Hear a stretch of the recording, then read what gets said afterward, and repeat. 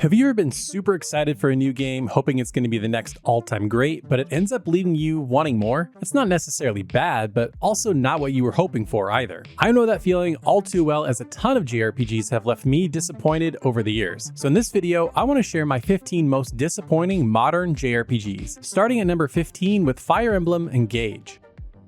Now this is lowest on the list because I actually like parts of the game, but it definitely left me wanting more. Especially coming off Three Houses, which had one of the best casts and stories in the entire series. This one had every chance to build on that, but just fell flat. The story is the real disappointment here. It's a bland good versus evil setup with a chosen one waking from 1,000 years sleep to collect rings and stop an evil dragon. And it never once tries for anything more complicated than that. The main character is a walking plot device that everyone worships on sight, and a supporting cast is built almost entirely out of single traits and catchphrases instead of, actual people. The support conversations that used to be the heart of the series are mostly filler here, and the tone is all over the place, swinging from characters dying to goofy anime bits within the same scene, and it kept undercutting any moment that was supposed to land. I also feel like it was a huge missed opportunity to do something epic by bringing back all the past heroes, but they really do nothing interesting with that concept. The combat though is genuinely fantastic and easily the best part of the game. The engage ring system that lets you summon past heroes to fuse with your units adds a real layer of strategy on top of maps that are sharp, varied, and consistently fun to solve. And visually, it's pretty bright and colorful with slick battle animations and great map design. This is a great strategy game with a story that made me want to skip every cutscene, and after what came before it, that's a tough one to swallow. Now, I actually had some fun with Sea of Stars, but it's on this list for pretty much the same reason as Fire Emblem Engage. The story is just okay. It hits all the classic beats without ever landing an emotional punch, and the main duo have no real personality or character traits. They're just sort of there. Garl is pretty awesome though. The combat is pretty great with its timing-based hits and lock-on system, but it stays shallow through the entire run-through. Moves that you're using early in the game are the same ones that you're using on the final boss. The game simply needed more abilities. Where it delivers though is in the art and music. The pixel art in this game is absolutely gorgeous. The lighting is beautiful, and the soundtrack is a real highlight. I wanted to fall in love with this game like everyone else did. Instead, I found a gorgeous shell without enough underneath, and coming off that much praise, it was just a letdown.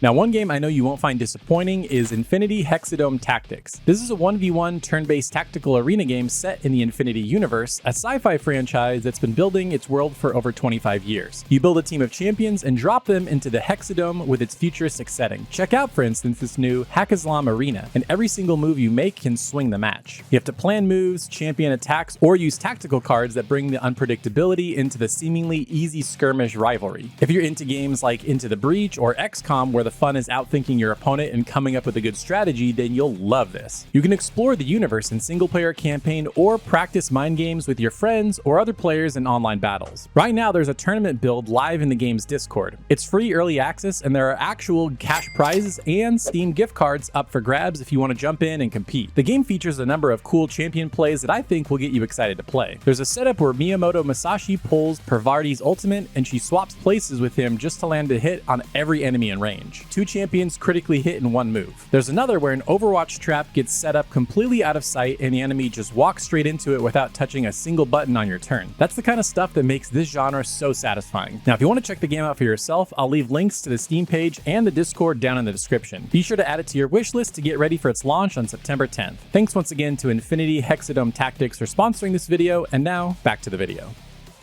Valkyria Revolution was such a weird entry in the series. Coming from a series known for smart tactical battles, this spin-off throws almost all of that away in favor of a pseudo-action combat system that doesn't really work. And the story is buried under an opening that is basically an hour of talking before you really get going, and the political intrigue it reaches for never becomes interesting. The tactical turn-based combat the series was loved for got swapped out for a clunky real-time hybrid that plays closer to a hack and slash, and it just doesn't work. It tries to be both tactical and action at the same time, but it never really does either well. Not to mention constant loading screens that chop up any momentum the battles try to build. Now, graphically, it's not bad. I actually think it looks pretty good, but the cutscene direction is so plain and boring. The characters almost never move. It just feels super budget. Thankfully, they made up for it with Valkyria Chronicles 4, which is genuinely amazing, but this entry here is best forgotten. Now, Lost Sphere is an odd one. After the studio's first throwback RPG, I Am Setsuna, I had real hopes that this one would build on its storytelling and classic design. Instead, it just felt like a big miss. The story leans hard on nostalgia and borrowed ideas, and the whole memory restoring premise never really grows into anything that stuck with me, and the pacing just drags. The battle system is a modest step up with positioning that actually matters, but unfair difficulty spikes on bosses made it hard to enjoy. And the mech suits you pilot sound cool on paper, but end up feeling like an afterthought. Visually, it's kind of stuck in a muted, gloomy palette that makes everything blur together, and the environments lack personality despite more variety than the studio's last game, which was basically all snow. The music is nice, but repetitive, and that sums up the whole game. Pleasant, competent, and forgettable, which is a shame for a studio that had so much promise. I feel like this is truly the beginning of the end for Tokyo RPG Factory because they really never recovered after I Am Setsuna. Valkyrie Elysium isn't necessarily a bad video game, but it's certainly a bad Valkyrie game. After waiting 15 years for a new entry, getting a completely different genre was a gamble, and the results were just mixed. The story starts out genuinely bland with the heroine's almost robotic loyalty to her god, before it slowly builds into something mildly interesting. And you can just feel the budget limits everywhere. The lip syncing doesn't match up at all, and it's just super distracting. The combat is the saving grace. It feels incredible once you have your full team, imbuing your weapon with elements to hit enemy weaknesses, and the grappling hook is so satisfying to pull yourself into a fight. The problem is the game reuses the same handful of enemies deep into the game, and the grappling hook is underutilized outside of basic traversal. And to me, the cel-shaded look feels slapped on over a more bland art style, and it just doesn't come together cohesively. And the environments are also mostly small and narrow. The score is a real highlight worth mentioning though. The music is pretty good though. This is a fun game buried under its presentational shortcomings and the weight that comes with the Valkyrie name. After a 15-year wait, I just wanted more.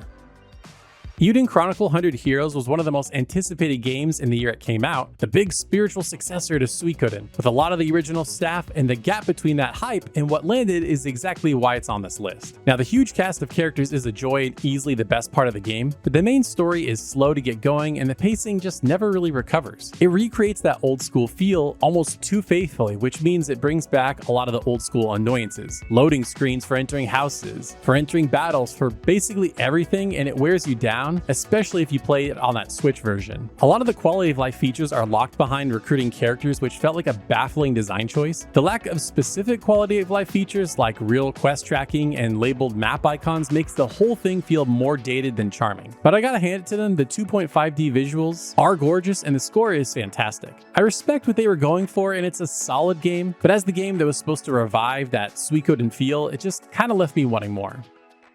Despite some annoying design choices, I actually really enjoy the Bravely Default series, so having a long-awaited numbered sequel underwhelm me this much was pretty rough. There's a lot to like here, but also a lot that bothered me. For me, the new cast never really grabbed me the way the original crew did, and the story feels more generic and slower to develop. I never truly felt like I cared about anything that was going on in the story. Now, the job system here is still fantastic and remains the whole reason to play, but the brutal difficulty spikes on certain bosses grind your momentum to a halt and start to feel unfair rather than challenging. And some of the later chapters lean on repetition that really test your patience. On the presentation side, the storybook art style and diorama towns are charming, but man, the look of those characters just doesn't translate to home console hardware. Something about the proportions and the characters' head sizes look really weird, and I just never really got over it. The bones of a great game are here, but it never truly captured the spark that made that first one special, and that spark was exactly what I was waiting for.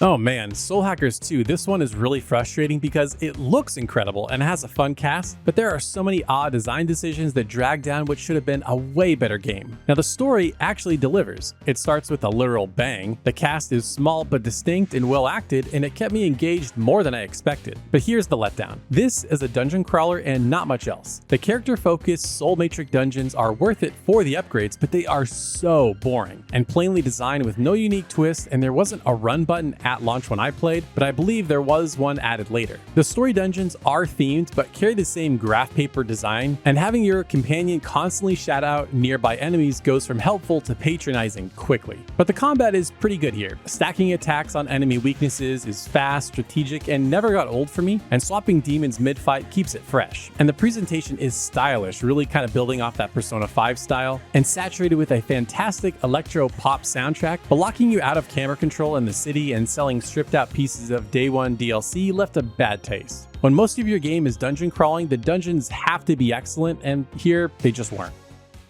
Now, I know this one's going to be divisive, but Final Fantasy XVI almost didn't feel like a Final Fantasy game to me. The opening hours and the huge set-piece moments are incredible, and the main cast is strong, but the pacing falls apart in the back half under a flood of dull fetch-style side quests that killed the momentum right when it should be surging. I also hated how oppressively grim the game was. Final Fantasy usually has some light moments of levity and fun, but with 16, it has almost none. The action combat is flashy and the giant summon battles are jaw-dropping spectacles, but the moment-to-moment fighting is shallow with no party control and little real strategies, so it wore thin over such a long runtime. And the RPG systems are basically stripped away. There really isn't any. Loot and progression barely matter as there's nothing to really find while exploring, and for a series I love for its depth, that really stung. Now the presentation is top tier, it's gorgeous, and the score is phenomenal, and the voice work is excellent. Technically, it's a stunning game that I admire more than I enjoyed, and given what this series meant to me, that's a real letdown. Oh man, Loop 8 Summer of Gods had everything I love on paper. Set in an idyllic Japanese seaside town, dating sim mechanics, and an interesting cast, but its obtuse systems and frustrating looping mechanic ruined all of it. The characters are the bright spot with shockingly good backstories, and building bonds and unlocking their story events reminded me of the best social links of any RPG. But here's where it falls apart. The game is essentially a dating sim roguelike, and resetting the loop wipes out all your bond levels you've built and forces you to click through the same dialogue over and over again just to get back to where you were. It's miserable. Now the main crux is you need to save people in town before it's too late, but finding the possessed townsfolk relies on vague clues, and you only have 5 days before the loop resets. I once had it loop 4 times in a row without finding a single person, and it sucked every bit of joy out of the game. The combat is barely there and just as vague. You only control one character, your attacks are affection or hate with no real clear difference, and it never seemed to matter. It is downright gorgeous and had great voice work, and the soundtrack fits the town perfectly. That beautiful, charming world trapped inside such a frustrating loop is exactly what made it such a heartbreaker. Now, most of you probably don't even know what Dust Diver 2 is, but I loved the first game so much and had really high hopes for the sequel. But this sequel is a giant disappointment. It feels like the team didn't understand what made the first one good at all. The story is the one area that genuinely improved though. There are intriguing plot threads and a mysterious masked diver that chases your group that kept me curious throughout. However, the core gameplay took a step back in nearly every way. Enemies take about 4 times longer to beat, while there are a quarter as many on screen, and for a game that's 80% combat, that's a recipe for boredom. It seems like they were reaching for a character action style of gameplay, but the moveset is not deep enough to support that, so you use the same moves over and over until the very end, and a lengthy cooldown for character swapping kills any combo flow. The dungeon design is another big letdown. The first arcade-themed dungeon is clever and full of neat ideas, but then the rest are soulless, boring hallways. Visually, it's a nice setup with better models and a livelier city, running smooth and crisp, but the music feels recycled. I wanted to love it more than anyone, but its dull combat and boring dungeons just would not let me. Echo Generation 2 is another deeply personal pick. The original Echo Generation is one of my favorite indie JRPGs ever. It's basically Stranger Things the JRPG, but 2 is just all over the place and feels rushed and unfinished. The premise of the dad from the original game being lost across dimensions has potential, and constantly switching between different heroes and worlds gives you a lot of variety, but the same switching makes the whole thing feel unfocused and keeps you from getting attached to anyone. Instead of an adventure where the crew builds to a climactic end, it's just 6 unconnected characters that come together at the end for no real reason. The biggest change here is the combat. The timing-based system from the first game is gone, replaced with a card-based deck builder. I actually think this is a genuine step up and made for some super fun, intense combat. Easily the best part of the game. The voxel art style is also back and a big step up in quality and atmosphere. It's sort of a 1 step forward, 2 steps back situation, which is a shame because the original is so good. Now, I know putting one of the most acclaimed RPGs of the generation will raise some eyebrows, but my expectations were sky high and it did not quite reach them. To me, Metaphor ReFantazio just felt like a not as good medieval Persona. The world building and the election premise are fantastic, and the themes it tackles are ambitious, but I just never really got invested in the story. The confidant/social links never really connected with me. I just never really got invested in any of the characters. Now, the archetype class system and the turn-based combat are excellent and easily the highlight, remaining deep and satisfying the whole way through. Where it lost me were the dungeons. They all kind of felt similar and were never that interesting. And while the game visually looks amazing and striking, I also feel like the menus were way over-designed. The team clearly heard the positive feedback from Persona 5 and felt like they needed to step their game up, and to me, I felt like they just went way too far. It genuinely hurt my eyes to look at how much animation and movement was going on the screen. Now, to be clear, this is a great game, and my disappointment is really about the gap between the masterpiece I was promised and the good game I got. When the bar is that high, good can still land you on this list. The original Ni no Kuni is one of my favorite JRPGs of all time, and going into the sequel I had so much hype. Again, it's not a bad game, I just had so much higher hopes coming off the first one. The story is the real problem. In the first game you spend hours getting to know the hero before tragedy strikes, so you understand exactly why he feels the way he does. Here you get dropped into a coup already in progress for a young king you know nothing about, so there's almost no reason to care. And the story is told through these weird conversations that never really worked for me. The whole plot exists to sell you on a kingdom building mechanic, and while managing that town is addicting, I spent a ton of time on it wishing the story around it was stronger. Now the combat is definitely better and the higgledies are fun, but it's just way too easy and you fight the same 6 enemy types over and over again. The large-scale army battles are a weird half-baked mode that I actively avoided. And the strangest downgrade is the weird lack of voice acting, when the original game is full of it and it makes everything feels less alive. Now there is voice acting, but sometimes you'll be in the middle of a conversation and one person is voiced and another isn't, and it's just very odd. And the absence of those hand-drawn Studio Ghibli cutscenes really hurts. Visually it's gorgeous with better graphics, but the music is a real letdown. It's kind of just remixes of the first game's tracks that never really lived up to those originals to me. This all said, I still think it's worth a play, but coming off what the original was, this just didn't live up to it.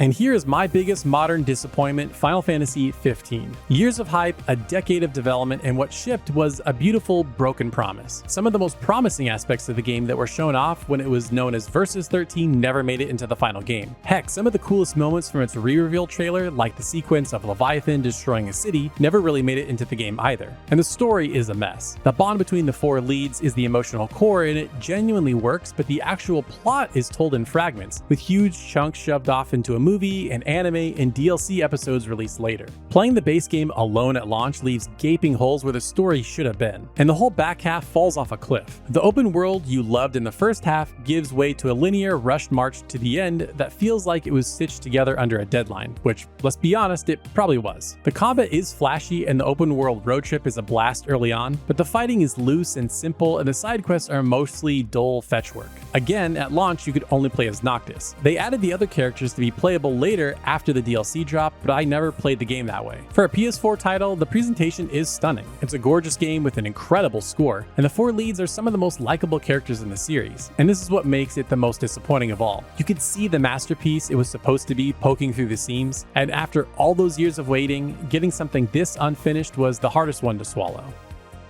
Now, while these were disappointing, they're not truly bad games, but to see the worst modern JRPGs you should never play, watch this video next.